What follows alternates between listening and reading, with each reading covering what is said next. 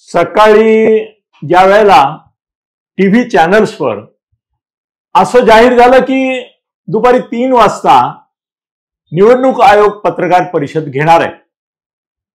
अर्थातच माझी पहिली प्रतिक्रिया होती की आज निवडणूक आयोग पत्रकार परिषद घेतोय म्हणजे नक्कीच विधानसभेच्या निवडणुका जाहीर करण्यासाठीच ती घेत असणार. ओ माय गॉड, अजून महायुती सावरलेली नाहीये. महायुतीला वेळ पाहिजे अजून. इतक्या लवकर जर निवडणूक घेतली तर महायुतीची पूर्ण बर्बादी होऊन जाईल. थोडं तरी अजून ब्रीदिंग पिरियड पाहिजे महायुतीला महाराष्ट्रामध्ये. आणि हे काय मग थोडस काय सचिंत अवस्थेमध्ये मी महाराष्ट्रातल्या एका महत्वाच्या अशा मंत्र्याला म्हणू आपण, त्यांचं पद सांगितलं की तुम्ही म्हणाल की अरे म्हणजे त्यांना आधी माहिती होतं का, तर त्यांना ब्लेम नको म्हणून मी सांगतो की त्यांना फोन केला मी आणि म्हटलं की हा काय प्रकार आहे, महाराष्ट्रामध्ये महायुतीची आपली तयारी नाही अजून. मी आपलीच म्हणतो कारण महायुती मला आपलीच वाटते. आणि आता तर इतकं वातावरण महाआघाडीला अनुकूल आहे की आमच्या दयानंद नेनेंनी केलेल्या सर्व्हेमध्ये 158 ते 170 पर्यंत जागा महाआघाडीला मिळत आहेत आणि यांना 120 ते 100 मिळत आहेत महायुतीला. म्हटलं प्रचंड गोंधळ होईल. तर त्यांनी मला आश्वस्त केलं. ते म्हणाले की अनिलजी आम्हालाही चिंता नाही, तुम्हालाही चिंता नको. आज जी पत्रकार परिषद 3 वाजता होणार आहे त्यामध्ये मी तुम्हाला आत्ताच सांगून टाकतो, तुम्ही तुमच्या मित्रांना सांगून टाका की तिथे फक्त जम्मू आणि काश्मीर आणि हरियाणा या 2 राज्यातल्या निवडणुकीची घोषणा होणार आहे. महाराष्ट्रातल्या निवडणुकीची घोषणा 100% आज होणार नाहीये. 100% होणार नाही, मी तुम्हाला गॅरंटी देतो. तुम्ही तुमचा व्हिडिओ करून टाका की नाही होणार आहे म्हणून. मी म्हटलं तर तुम्ही सांगता म्हणजे फायनल आहे, तर you are the authority, so okay. मग मी काय केलं माहितीये की कसं होतं ना, एखादी एक्सक्लुझिव्ह न्यूज मिळाली किंवा हे मिळाली नाही तर मला काय वाटतं माहितीये की त्याला साक्षीदार निर्माण झाले पाहिजे.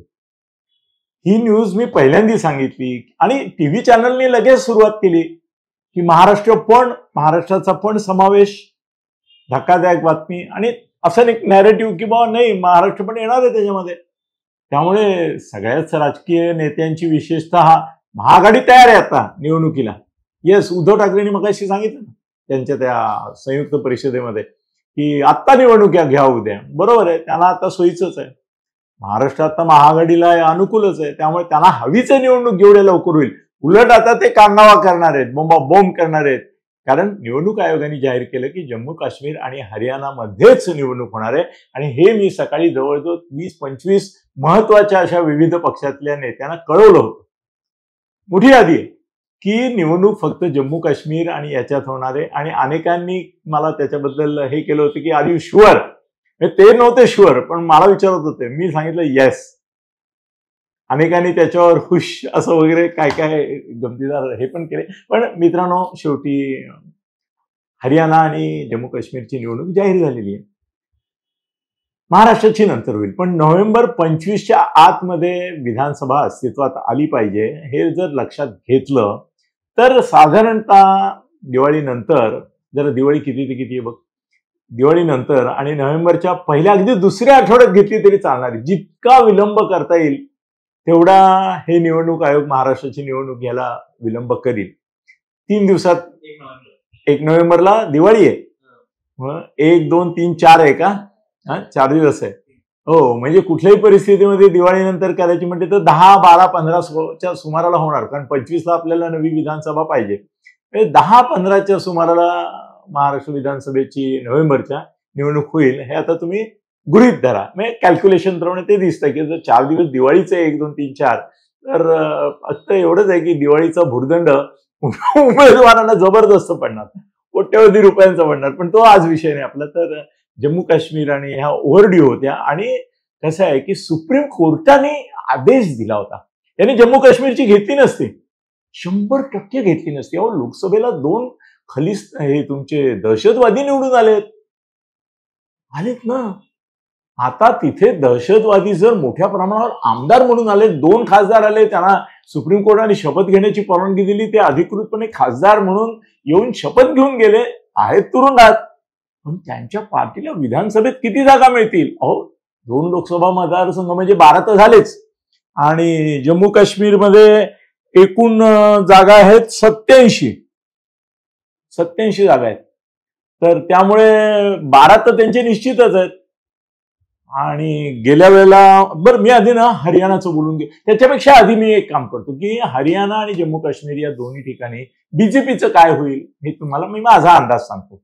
आता 90 सीट आहेत हरियाणामध्ये, आणि नयाब सिंग सैनी हे बीजेपीचे तिथे मुख्यमंत्री आहेत. आत्ताच अलीकडे त्यांनी सूत्र हाती घेतलेली आहेत.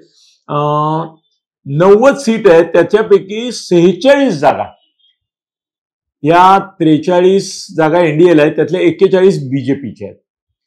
HLP म्हणून एक पार्टी आहे, आणि ILD त्यांना एक आहे.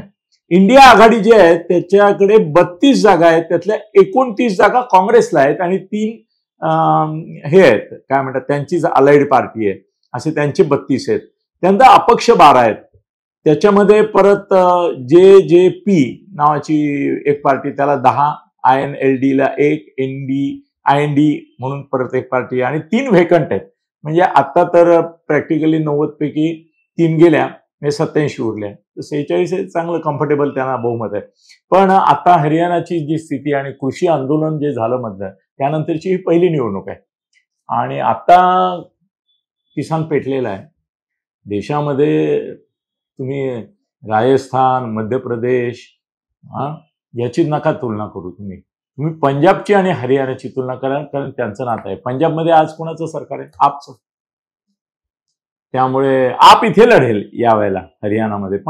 पण मी तुम्हाला सांगतो की जे काय आता माहिती मला मिळाली आहे, ती मी आता इनिशियली जी माहिती मिळाली ना, मी लोकांना लगेच विचारतो ना की बाबा काय वाटतं, की हे मी आधीपासूनच विचारत होतो की हरियाणात काय होईल, इकडे काय होईल, तिकडे काय होईल. तर मला अगदी बीजेपीचे पण काही लोकांनी असं सांगितलं की हरियाणा अवघड आहे. पंजाब गेलं ना, हरियाणा पण जनरली फॉलो करणार त्यांना, आणि हरियाणात सत्ता येणार नाही, आणि तिथे ना काँग्रेसची सत्ता येईल असं बहुतेकांना वाटतंय. आता 29 जागा आहेत काँग्रेसच्या, आणि इंडिया आघाडीच्या 32 आहेत, पण काँग्रेसची सत्ता येईल असं त्यांना वाटतंय.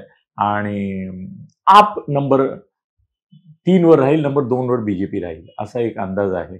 तर मला या हरियाणाची निवडणूक आधी होतीये ना, याचं चांगलं वाटतंय एवढ्याकरता की महाराष्ट्रातली लगेच होत नाहीये म्हणून, आणि वाईट एवढ्याकरता वाटतंय की हरियाणा जर गेलं, जसं कर्नाटकामध्ये बीजेपी गेली, याचा सायकोलॉजिकल परिणाम लोकसभेला महाराष्ट्रात पण झाला ना, आपण पाहिला. हरियाणा गेलं आणि जम्मू काश्मीरही गेलं. गेल्या वेळेला येऊन नव्हतंच यांच्याकडे, महबूबा मुफ्ती हे होती मुख्यमंत्री, पण तरी देखील विचार करा तुम्ही की हरियाणा आणि जम्मू काश्मीर या जर 2 निवडणुका हरलेल्या असतील आणि त्या इंडिया आघाडीकडे गेल्या असतील दोन्ही राज्य, महाराष्ट्रावर परिणाम केवढा प्रचंड होईल हो. म्हणजे निवडणूक नोव्हेंबरमध्ये घेऊन सुद्धा, आता आपण ठीक आहे निवडणूक आयोग निपक्षपाती असतो असं म्हणायचं असतं, पण आपल्याला माहिती आहे की हे मोदी शहांनी मॅनेज केलेलं आहे. केलंय की नाही? तुम्हाला काय वाटतं? मॅनेज केलंय की नाही केलंय? केलंय. ही निवडणूक हरियाणा आणि जम्मू काश्मीर बरोबर महाराष्ट्राची ते घेऊ शकत होते, घ्यायला पाहिजे पण होती.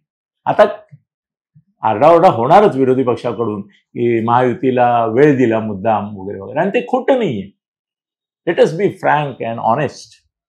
खरंच खोटं नाहीये की हे महायुतीला वेळ देण्याकरताच केंद्राने आणि मोदी शहांनी निवडणूक आयोगावर दबाव आणून, मी स्पष्ट बोलतो, त्यांनी महाराष्ट्राची निवडणूक पुढे ढकलली.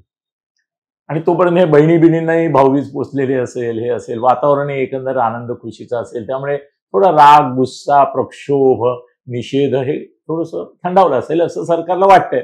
पण मला भीती वाटते की हरियाणा जम्मू काश्मीरमध्ये जर राज्य गेलं तर सायकोलॉजिकल परिणाम आपल्यावर होईल महाराष्ट्रावर, आहे की नाही? वाटतंय ना तुम्हाला?